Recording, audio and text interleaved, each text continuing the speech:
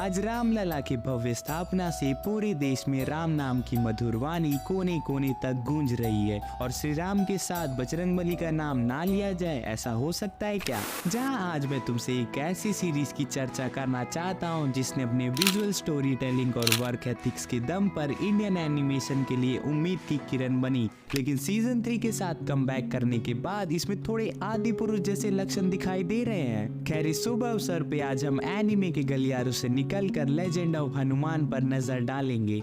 साहस और सेवा की अद्भुत सैर से संपूर्ण इसकी स्टोरी लाइन रामायण में सबके चहेते हनुमान जी की जर्नी को एक्सप्लोर करती है, जिनकी रोल को सीरियस नैरेटिव और ब्राइट विजन के साथ खूबसूरती से स्क्रीन में प्रेजेंट करने के बाद लेजेंड ऑफ हनुमान ऑडियंस के बीच एक बोल्ड स्टेटमेंट पास करती है कि इंडियन एनिमेशन का फ्यूचर सही हाथों में है। पॉजिटिव और नेगेटिव एस्पेक्ट से भरी ये सीरीज को मीठी बातों से शुरू करे तो शो बखूबी तौर से हनुमान जी के स्वभाव और विचारधारा को ईमानदारी से दर्शाने की कोशिश करती है, जिनसे हमें रामायण में उनके कंट्रीब्यूशन और स्ट्रगल्स का अंदाजा मिल सके। एंड शो के मेकर्स ने हर एपिसोड में ड्रामा और सस्पेंस को ऐड करते हुए इसे इस तरीके से डिजाइन किया है कि न्यू जनरेशन ऑडियंस भी इस महाकाव्य को मूवी जैसा एंजॉय कर पाए। हम सब इंडियन एनिमेशन का हाल जान ही रहे हैं, वही घिसे पिटे शोज चलते आ रहे हैं एंड कुछ ना चला तो पैसों के लिए हमारे भगवान हैं ही। जहां अगर हम सीरीज को करंट सिचुएशन पे जज करें तो सीरीज ने विजुअल और सीजीआई डिपार्टमेंट में न्यू स्टैंडर्ड सेट किया है, जिसमें तुम्हें जंगल के beautiful landscapes, use of bright and vibrant colours और एनिमेटिंग जैसे न्यू टेक्निक्स देखने का अवसर मिलता है जो शो के स्क्रीन प्ले में जान फूंकते हैं। और ये मैं इसलिए भी कह रहा हूँ क्योंकि सीजीआई एनिमेशन जॉनरा में हिट एंड मिस की तरह काम करता है, चला तो चांद तक वरना रात तक। इसलिए ज्यादा तारीफ नहीं करते हैं क्योंकि इसके अंदर कंट्रोवर्शियल चीजें भी हैं जिसकी बात वीडियो की सेकंड फेस में होगी। आदि पुरुष के बवासीर डायलॉग की वजह से कान के पर्दे गंदे होने के बाद श्री राम और जामन के डायलॉग्स मेरे कानों को मसाज थेरेपी वाली फीलिंग देते हैं, जिसपे सोनी पे सुहागा था वॉइस एक्टर्स द्वारा की गई मेहनत और लगन। खासकर शरद केलकर और Sanket Mhatre sir as Ram and Ravan, जहाँ इसकी वैल्यू तब पता चलती है जब कैरेक्टर्स के हाव भाव के अकॉर्डिंग उनके बोल मन को थोड़ा सुकून देता है। एंड ये चीज मैं इसलिए भी पॉइंट आउट कर रहा हूँ क्योंकि ये सारी चीजें हिंदी एनिमी डब्स में मिसिंग दिखाई दे रही हैं। जहाँ मेरे फेवरेट कैरेक्टर थे जामुन काका, हाँ ये सुनने में जरा सरप्राइजिंग हो सकता है क्योंकि इन्हें बहुत कम दिखाया गया है, पर जितना उनके कोर्स और फिलॉसफी के थ्रू मैं उनके कैरेक्टर्स को जान पाया उससे मैं ये जरूर कहूंगा कि टीनेज ऑडियंस के लिए शो बहुत इंस्पायरिंग और फील गुड हो सकता है। सेकेंडली, जब भी हम रामायण देखते हैं हम एक्सपेक्ट करते हैं कि हनुमान जी की सेल्फ डिस्कवरी, राम जी की डेस्परेशन, इंद्रजीत की डिवाइन एबिलिटीज, ये सारे मोमेंट्स हमारे दिल और दिमाग पर छाप छोड़े एंड हम वो इमोशन फील कर पाए। जहाँ मैं ये कहूंगा कि 100% नहीं पर वो मोमेंट्स मेरे लिए यादगार थे। खैर खीर की मिठास तो चख ली, अब जहर भी चख लो। जहाँ दो स्पेशल वार्निंग से शुरुआत करते हुए मैं बता दूं कि अगर तुम सीरीज को एज अ रामायण एडेप्टेशन देख रहे हो तो जनाब गलत रास्ते पे हैं आप, यू टर्न मारिए।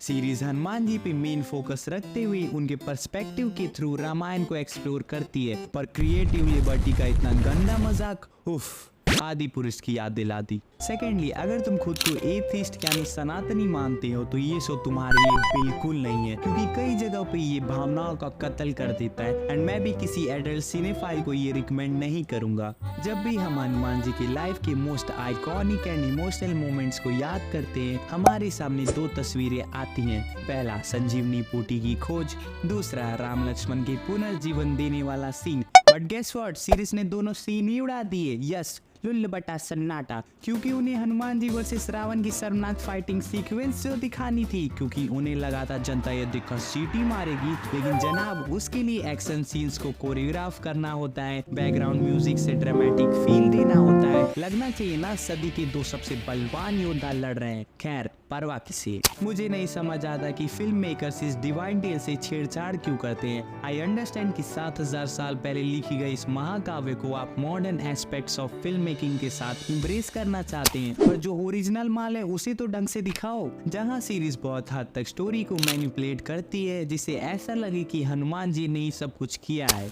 हम सबके सेंटिमेंट्स और रिलीजियस बिलीफ रामायण से जुड़े हैं एंड जब भी हम सीता जी को गुस्से में या फिर नल नील का मजाक बनते देखते हैं तो उनसे जुड़े हमारे इमोशन का दम घुटने लगता है। वैसे लेटेस्ट सीजन ने तो गला ही घोट दिया। क्या हमें संस्कृत नहीं आती जो आप बेहुदा शब्दों के उच्चारण से हमारे कल्चर डेपिक्शन को हानि पहुंचा रहे हो? क्या हम सिनेमेटोग्राफी से अनजान है जो आप घटिया वीएफएक्स से ऑडियंस को चूरन दे रहे हो?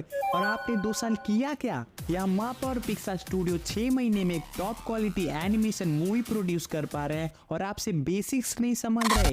बचपन से हम हिंदू गॉड्स पर बेस्ड एनिमेशन देखते आ रहे हैं जिनकी पैथेटिक क्वालिटी और बिजनेस अप्रोच की वजह से एनिमेशन की नैया गहरी मझधार में फंसी है। जहां सीरीज अगर इसे आर्ट फॉर्म की नजर से देखे तो जरूर ये आने वाले समय में इंडियन एनिमेशन को नई ऊंचाइयों पर लेके जा सकती है। बस जरूरत है सुधार की और सही मार्गदर्शन की। एंड तुम भी जानते हो कि उम्मीद भी अपनों से की जाती है, गैरों से नहीं। इसलिए कह रहा हूँ सुधर जाओ, अभी भी समय है। सुबह का भूला शाम को घर लौटे तो उसे भूला नहीं कहते। आई होप तुम मेरे सारे पॉइंट्स को समझो। रही बात रिकमेंडेशन की, तो आदि पुरुष को देख सकते हो तो इसे भी देख ही सकते हो। I mean come on. And माहौल ऐसा था कि मैंने सोचा इस पे वीडियो बना दूं। बाकी तुम लोग अपनी ओपिनियंस कमेंट सेक्शन में ज़रूर बताना। मैं मिलता हूँ तुम्हें नेक्स्ट वीडियो में, तब तक के लिए शुभ रात्रि।